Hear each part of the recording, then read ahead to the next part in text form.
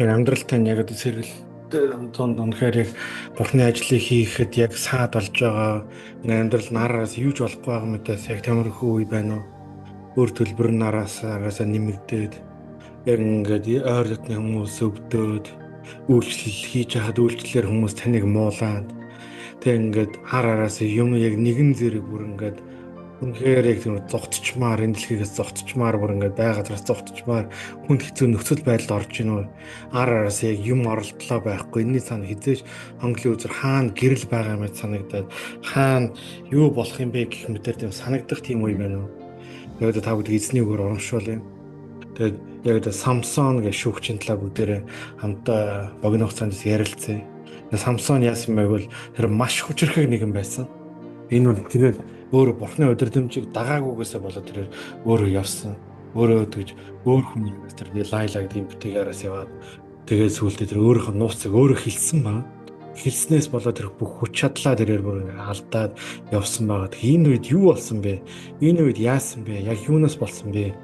Энэ үед бурхны дотор тэрээр өөрийгөө яг бурхны дуудлагыг биелүүлээгүй. Эсэдэж гисэн хамгийн сүүлийн сэргэлтийн залбир дээр хийсэн байна. Тэрээр яасан бэ гэвэл сохор болцсон, хүчгүй болцсон. Тэгээд тариа тэрэмдэг болцсон. Тэгээд дайснууд нь түүгээр доог давхойж шоолдог гэсэн. Давхар хүнээр тэгэл доог давхойгээл шоолдог гэсэн. Цагтаа тэр асар хүмүүсийг устгадаг филистчүүдэд тэрээр доромжлол болцсон байсан.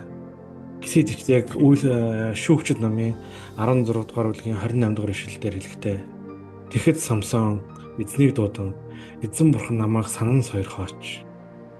Бурхан зөвхөн энэ удаалаад хүчийг өгөөч. Би хоёр нүднийхээ төлөө филистчүүдээс ганцхан удаал өшөөг авъя хэмээн гоо. Тэр яг өөрөх нь нүднийхээ өшөө авах юм а бурхнад хүчийг өгөөч гэсэн тийм. Самсон дуганыг тулж байсан голын хоёр багны нэгийг нь баруун гараараа нөгөөг нь зүүн гараараа тулав. Тэгээд Самсон филистчтэй хамт амиа алдыг хэмээн өгүүлж хамаг чадлаараа түлхсэн дотор нь байсан ноёд болон бүх ард олон дээр дуган нуурж оноо. Ийхүү Самсоны хүүхдээ алсан хүмүүс нь түүний амьд байхдаа алсан хүмүүсээс ч олон болов. За тэрээр яасан? Тэрээр дуудсан байна. Бурхан эзнийг дуудсан байна. Амьдрал тань яг одоо хүнд хэцүү үе байна уу? Байж нэгдүгээрт хамгийн түрүүнд шийдэх зүйл буюу хамгийн түрүүнд энэ дээр өөрчлөх зүйл харж байгаа хараагаа өөрчлөе.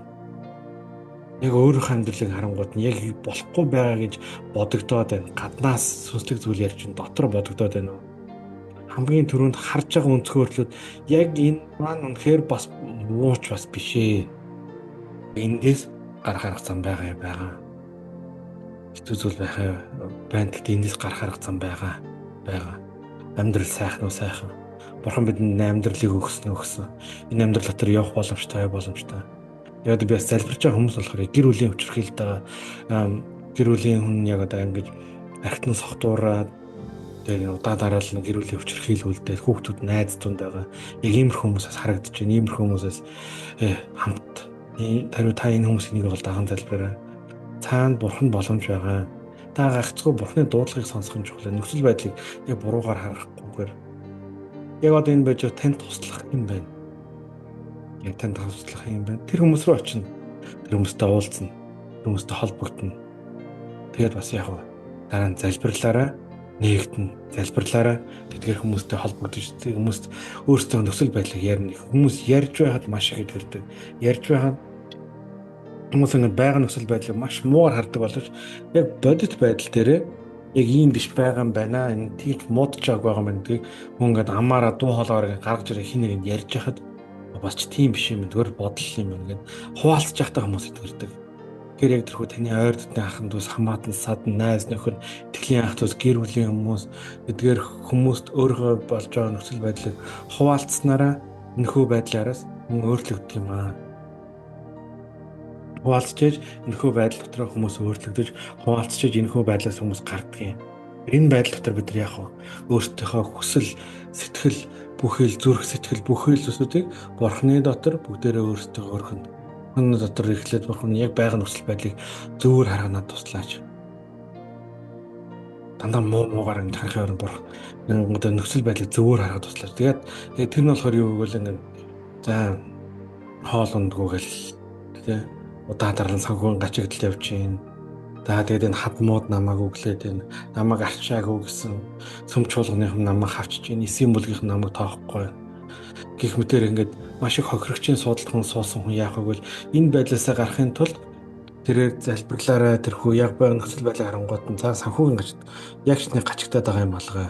Өдөр тутмын хоолн л бол байж гин мөнгө санхүү болж байна. Хүмүүст оромжилж байна. Тэгээ хүмүүсийн оромжлох ямар аваад вэ? Хавчагдагсад ерөөлтөө гэж хэлсэн байх шүү дээ. Би хавчагдсан байна. Есүс нэрээс бол хавчагдсан байна.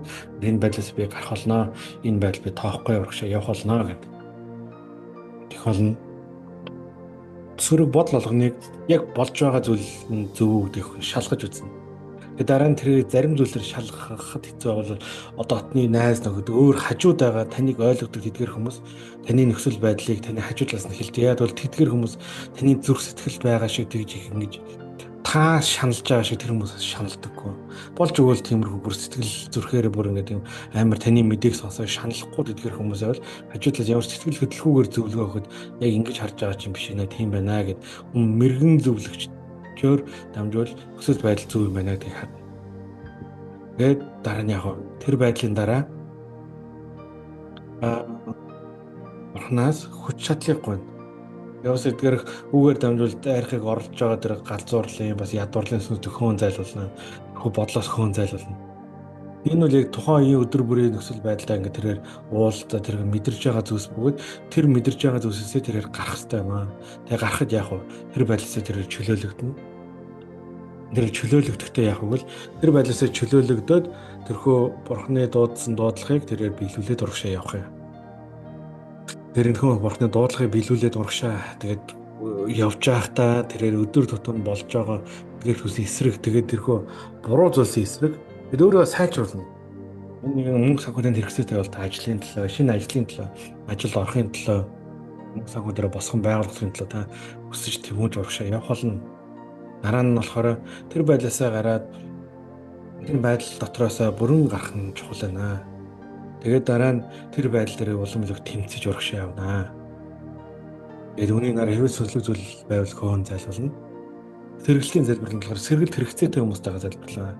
Араараас юу ч болохгүй байгаа юм. Энэний араас хэдэн жил залбирлаа шүү дээ. Тэгээ юм алга утга алдаг гэсэн яг тэрхүү цөхрөл бас биш. Яг сэтгэл цөхрөл бол бүр илүү их дордсон байдал. Цөхрөл гэдэг нь болохоор бүр араараас юу ч болохгүй байгаа юм. Эдгээр нөхцөл байдлыг өдөр болгон байлгах энэ олон өдөр дараалж байлгахын зөвшөөрж байгаа байдал бол цөхрөл рүү явдаг. Энэ цөхрөлтийн үеийн залбирал биш, сэргэлтийн залбирал. Тэгэхээр эдгээр араараас юу ч болохгүй байгаа юм. Тэгэхээр муу бодлуудыг амьдралдаа ингэж хүлээн зөвшөөрж байгаа нь юм. Би энэ бодлуудыг хүлээн зөвшөөрж байна. Яагаад ингэж вэ? Яагаад би зөвшөөрсөн юм аа. Тэгэхээр яг энэ хөө өөр зөвшөөрөхгүй байх нь чухал байна.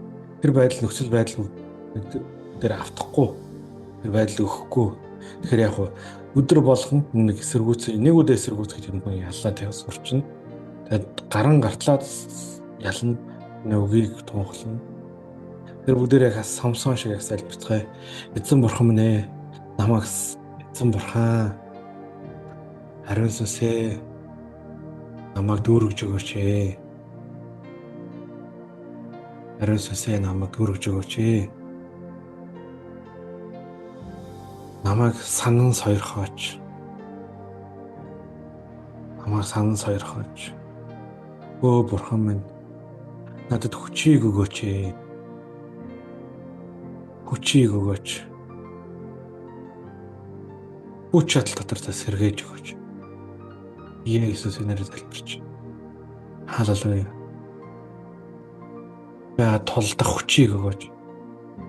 Яг одоо энэ байгаа нөхцөл байдлыг зөвөр эрүүлэр харахад туслаач. Эрүүлэр харахад туслаач эзэн минь ээ. Иесусийн нэрээр залбирч. Эрүүлэр харахад туслаач. Халелуя.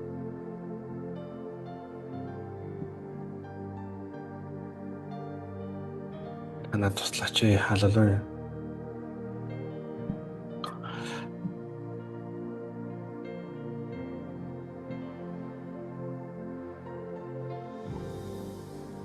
Ариун сүнсээ удирдах чиглүүлж өгөөрэй. Надад тэлийн ахын дүүс Надад туслах тэдгээр хүмүүсийг илгээж өгөөрэй. Ийм хүмүүсийг хэрэггүй, хүнд итгэхгүй байна. Үнчин худлаа гэд өөрөөсөө хүмүүсийг холдуулсан. Бас өөртөө хүмүүс холбогдохыг зөвшөөрөхгүй байгаа мэд зүйлс байвал тэдрийг явуулж байна. Үгээр дамжуул дайрсан бузар мососнууд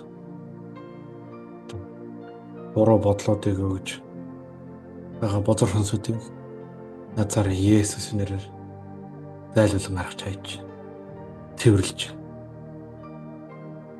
Есүсийн нэрээр. Амен. Таны толгой дээр ямар шувуу юм альва нэгэн зүйлс ирээд баахыг зөвшөөрөх үгэн та байгаа. Шувуу ирээд баачхад улаан цагаан баас жагаад баас байхгүй байгаа мэд дахиад шувуунаар ирээд араас баагаад байхад ямар шувууны баасны дор байхгүй байгаа мэд сонгохгүй таны байгаа. Баас гэдэг нь шувуу ирээ баачхал хүн угаасаа мэдэн шүү дээ. Заваа ингээл шууд угаана. Араараасаа болохгүй байгаа мэд бодлууд нэмтэй энэ хөө буруу бодлоод иймэрхүү зүйлсийг зөвшөөрөл өгч байгаа нь та байгаа. Тэрхүү зөвшөөрөл өгөхгүй байх нь тэрхүү байдлуудыг угааж цэвэрлэгээ. Алхан бүрдээд тэр босгон байгуулгадж эзнийг алдаршуулцгаая. Эзэн бурхан та бүдгийн амьдралаар дамжуулж дуудлага мөнхөд захин хамгаалж биелүүлэх болтугай гэж назар Есүсийн нэрээр залбирч байна. Амен.